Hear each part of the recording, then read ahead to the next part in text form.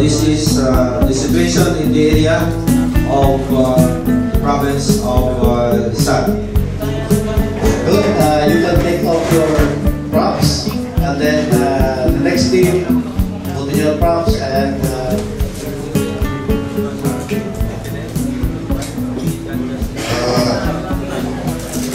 We are the initial responders. This is the situation, sir. This is we have presently training, a live-in training on incident command system. This is a live-in, 3 days ito. These are members of the Regional Disaster Risk Reduction and Management Council. Incident command system, this is a new concept of managing disaster on unseen disaster management.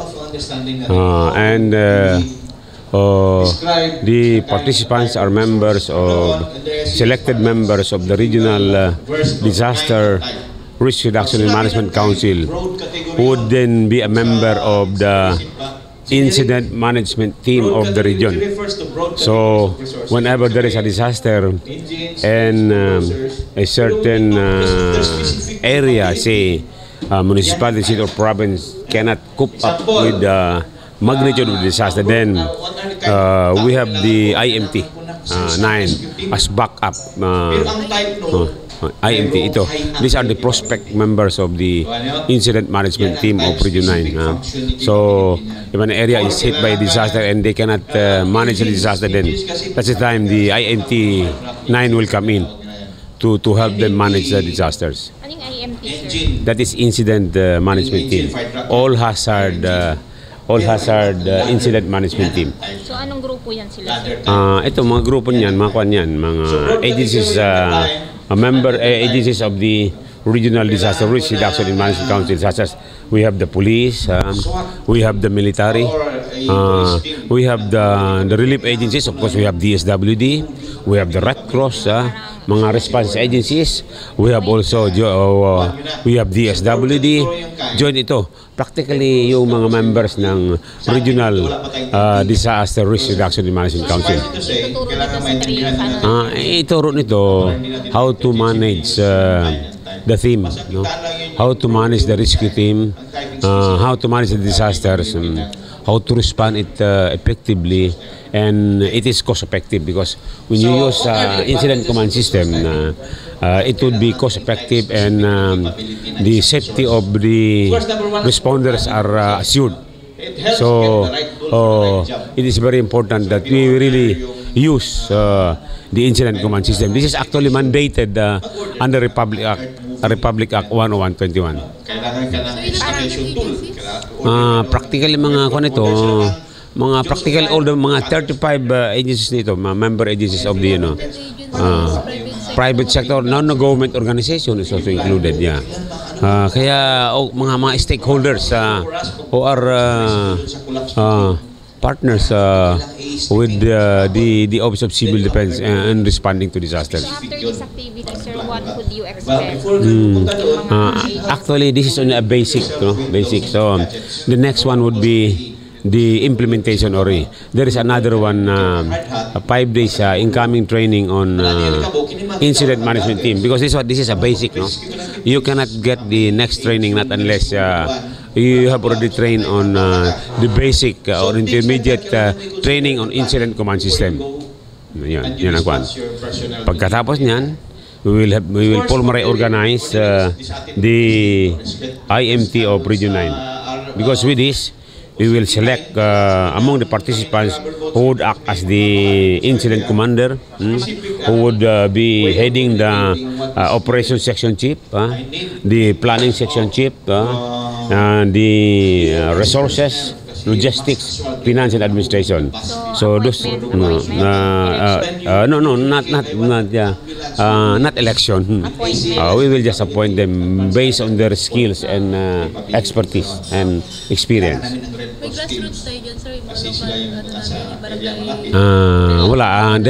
The next one will be, that is where the grassroots is. The next training would be on August 2, 3 and 4. That is the second batch. A second batch are composed of the following members of the Provincial Disaster Risk Reduction and Management Council. No? Yung sa mga provinces, we have the military again, we have the police, we have the Provincial Social Welfare Officer, we have the DILG, the Red Cross, and the designated Disaster Risk Reduction Management Officer of the province. Then plus one city. Zamboanga City is included in the second batch. And the last batch would be all the cities of mga peninsula like Isabela, Dipolog City, Pagadian City, and Dapitan. That is another training because Like this an i-held yung second training. siguro baka doon na sa Akwan. You might as well as select sa Akwan, yung outside the city of Zamboanga, perhaps in Dakak or in Pagadian. Yeah. Sama kayo. You go there para you can also document, you can monitor, you can cover. Oh yeah, sige, meron naman. I have. Yes, pwede. No. We are very thankful of our resource person who came all the way from Manila and some parts of the region. No, we call them the cadres. No, we have the following cadre as resource persons or trainers in this 3 days live in training on incident command system. We have Colonel Mario Berner Monsanto, the consultant of Office of the Vice Mayor in Davao City and who heads the 911 in Davao. Diba? And of course, we have Dr. Joseph Bacaresa, Chief Health and Emergency Management Division of the Bureau of Fire Protection in Manila. We have also the Assistant Regional Director of BFP Region 9. We have Colonel Lindis Cinco Lawson. And of course, our Chief Training Division of the Office of Civil Defense, DND in Camp Aguinaldo. We have Director Armando and Duque. Of course, yours truly. He is also one of the resource persons in this training. Director Andy Fuego. What will you talk about? Of course, the basic, anong tawag nito? The introduction and about the demobilization. Demobilization ako eh. Introduction and demobilization. You are going to create another division.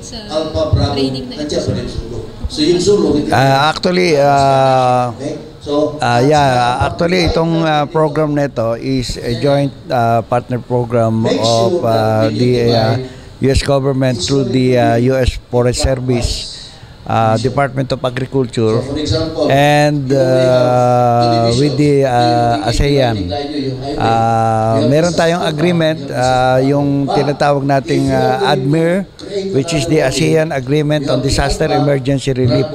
And part of this will be the implementation of the incident command system. Actually, initial for the ICS program, they have piloted 3 countries, and these were, of course, the Philippines is one of them, Thailand, and then Malaysia. But they have also some programs with ASEAN. They are targeting also Vietnam for the next program, and this will be part of the partnership program of the ASEAN and the U.S. Forest Service of the Department of Agriculture of the U.S. government. And of course, also you will see in this program, part is of course the support being provided by the USAID. They are the one who is funding the program. The budget for this training is being provided by the USAID through the US Forest Service. Yung assignment dito would now be your tactical direction. Actually, this program, actually, phase 1 started 2005-2006. And then phase by phase. And we are already on the 3rd phase. The operation section chief, the safety officer, the planning section chief. Actually, talking here in the Philippines, Meron din tayong mga pilot provinces na nag-handle nitong ICS ngayon, and they are being funded by the World Food Program, but the funding came from the USAID. Assign resources. The resources So far, yun ang kuha natin. This is a continuing program. And of course, initially for the Philippines, USFS have already trained 34 cadres for this program. And hopefully we will be targeting another batch of cadre who will be handling the program. Yun yung ating mga instructors na tinitrain. They are being called as cadre. May pasok pa sa training, sir. This is basic, right? Yeah. Initially, this is ladderized course ito eh. Actually, tatlong course ito. Ito basic lang ito, intermediate. But of course, after this training, we will be requiring the participants to come up with their program. What will be their next step? Yung way forward. Ano yung mga dapat nilang gagawin after this? Hindi lang natatapos dito. Tuloy-tuloy ito. Of course, as we have discussed this earlier with the participants, after this, they have to organize the all hazard incident management team. Yun ang tawag na sa kanila, all hazard incident management team. And then, of course, susunod yung next course para sa kanila. Parang advance ito, advance training. Until sa time makuha nila yung tatlo. This is a free training, sir. This is a free training. Free po ito. Actually, this training, specifically for the Regional Disaster Risk Reduction Management Council of Region 9, was funded by Director Fuego of OCD Region 9. But we just support the training through the cadre. Meron tayong national cadre. Composed of different agencies.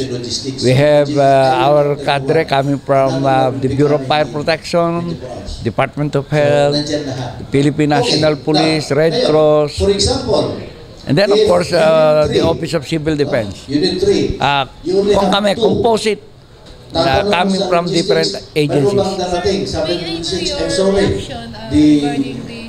The rescue team that we have ordered will be arriving so nasa listahan po siya ng what will happen?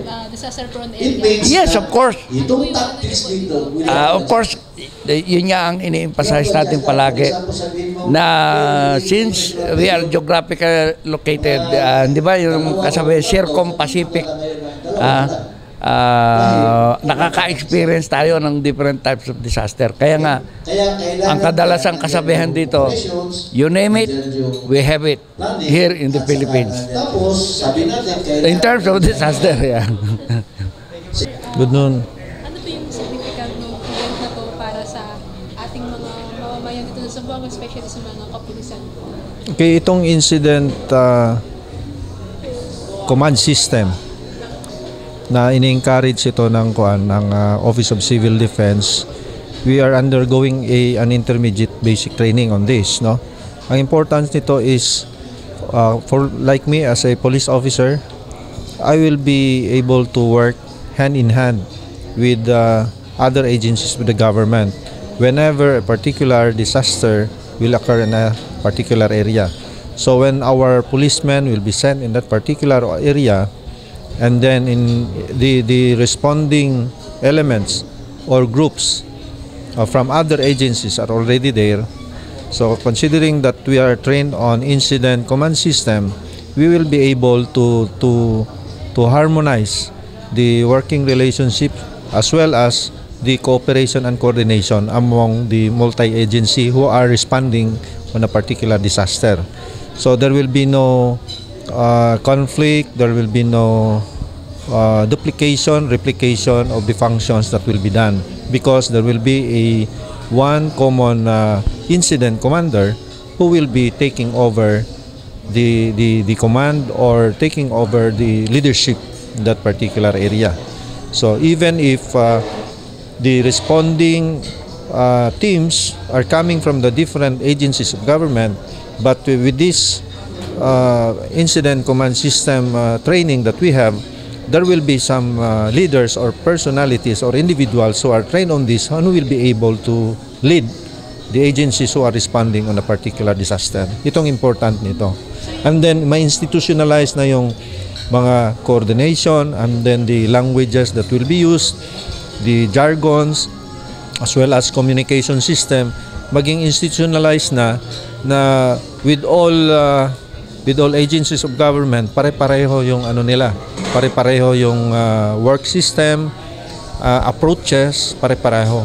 So wala talagang walang duplication, walang conflict. There will be a complete understanding, and everyone is working in unison with the desires of the government, which is to save lives and save property during a particular disaster. So yun na rin po yung expectation niyo, sir. Na-explain niyo na rin po yung expectation niyo, tsaka yung meron po kayong recommendation, sir? On this, we have not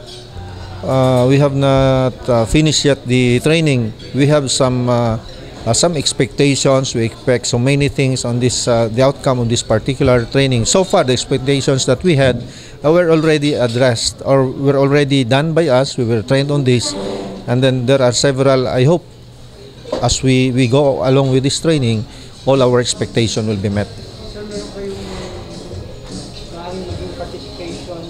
May participation po ba kayo o kaya meron po kayong participation sa ganitong klase mga seminar in the future or pag-live? Well, we will be very glad to be conducting a re-echoing of this one. We can participate on that as facilitators maybe, or one of the lecturers on a particular seminar, so that we can cascade this to our personnel in the field. Including your sinasabi mo po kanina, synchronization or yung Yeah. jargon. Yeah, actually the purpose of this, especially of the Office of Civil Defense, is for us to be attuned with the other agencies of government, not only here in our country, but also for some foreign volunteer teams who are going to disaster areas. So they will be having the same language, jargon, and they will understand each other. So with this incident command system, we will be in unison with the other volunteer groups who will be addressing or who will be going to disaster areas. Are you referring, sir, most especially dun sa neighboring countries po natin? Yeah, we are referring to that because Office of Civil Defense are addressing big disasters, and they have experiences where in other countries are sending volunteer teams or rescue teams during these disaster incidents. So practically, because of this working relationship with other volunteers from other countries, they came up with an idea that they have to adopt this system.